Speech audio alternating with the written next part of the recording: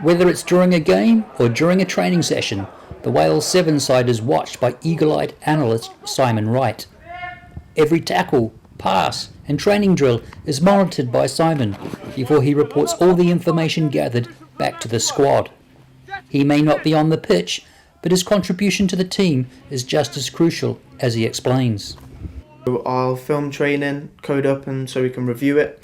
I do previews before we go to tournaments, look at anything that we feel we need to review and go into more depth of between tournaments, and just make sure everybody's got footage so that they can review their own performance and the upcoming opponents. So does that mean you have to work closely with other members of the management side, like Wayne Proctor, the fitness guru, and Dan Jones, the physio? Yeah, definitely.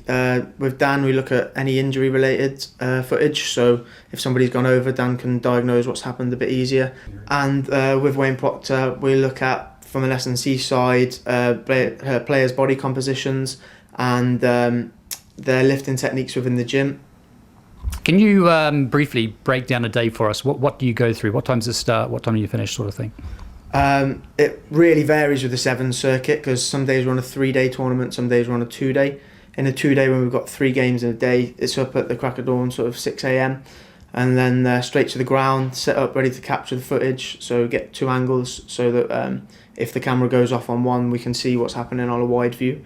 And then code that footage live while we're playing, prep up any opposition that are upcoming as well through their games. Put it together, both views, deliver it to the players and staff straight after a game, and then start doing individual coding so that we can look at everything each individual does, and then get ready for the next game, because it's usually a 2 to 3 hour turnaround before the next match. So you capture every minute of training, every minute of a match. Is it really that important to do that? Yeah, no, definitely, because if somebody's making the same mistake 2 or 3 times and you're doing the same drill, say 2 or 3 times, then it's easy to pick out on. I mean, we do a lot of varied drills, so there's not a lot of repetition, but you know, if people do keep making those mistakes, then it's pretty obvious. After a training session or a match, how quickly do you have footage available for the players? While we're away, it usually takes about 15 minutes. So from the start of the next game to the end, the players will have the footage on 3 laptops that will be given out to them, and the coaches will have it on their laptops to review while they're eating in the diner. So pretty much straight away. So I'm assuming that's footage tailored for every individual, not just one sort of video for everyone.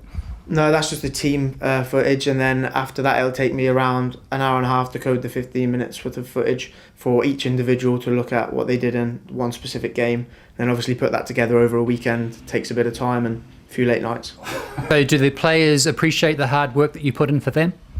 Definitely. It's always reviewed and the players always use it. We have it in feedback meetings with coaches as well, so they definitely appreciate the need to review their own performance and review what's coming up with regards to opposition.